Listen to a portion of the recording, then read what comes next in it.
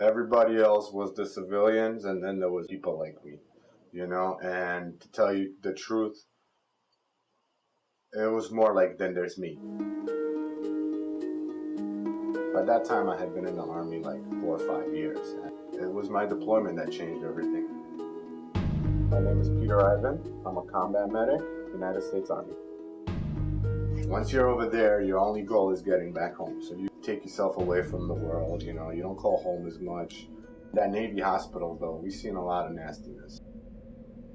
We had this guy in our clinic who came in and he had a gunshot wound to his neck and one to his shoulder. Nothing. Not even bleeding, just a stitch, right? And then this guy gets shot through his armor and he dies.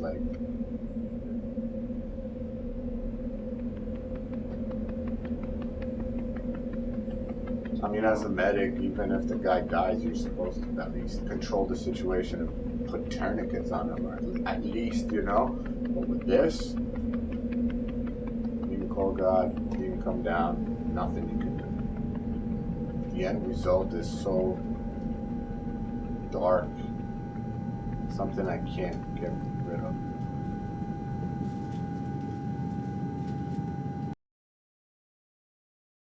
Once I came home, I realized how much I changed. After making it through Afghanistan, where hearing gunshots and rocket bombs and attacks is like the norm, to coming here and I was like, dude, that's not happening, but I'm ready for it. Everybody heard of soldiers come back a little fucked up, but they were like, dude, you're fucking crazy.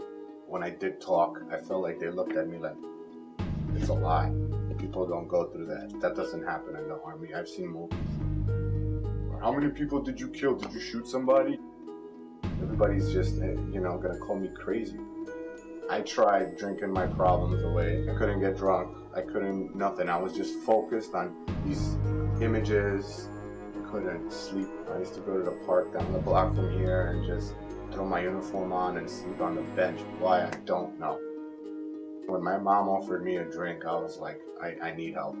When I walked into the VA the first time, they put me in this padded room with a desk. We really think you should stay overnight. I was like, what the fuck? They're like, look, I don't want to stay. They're like, well, you at least take these pills. You take those pills and you are going to be a vegetable. You still feel everything, but it numbs you down, makes you so, you don't want to do nothing but just sit. I couldn't do anything. I tried going to school. The final breaking point was my wife's affair. I walked in on her with another dude, and I just left. He was running after my car. Like, I love you, I'm sorry, you didn't do anything. And then that's when the cops are like, put your hands up, get out, yada, yada, yada.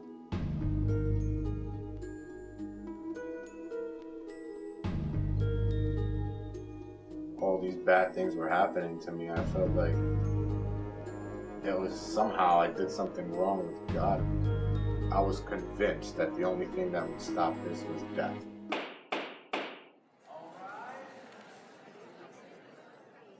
This Army lawyer, his name is Art Cody. He actually was deployed in the same place I was. He got in contact with District Attorney Doug Knight. If it wasn't for them, there would be some bars here. We'd be having this interview with that in between us, or maybe not at all. One of the greatest things that group did for me is put things in perspective. It made me realize I'm not alone. It happened to a lot of soldiers. Even unconsciously, you look for your buddies. Now, when I spoke about it, people would actually listen. We believe it because we've also experienced similar things. It made me realize, 1, how small I am, or 2, if he can make it, you can make it, and 3, this is not something that's going to go away overnight, but it's going to get better. Once I took control of my life, I decided that nothing like this could ever happen to me again. Even in my heart of hearts, I'm proud of what I did instead of ashamed. Feeling like that was great. My name is Peter Ivan, and I'm a veteran rebuilding life.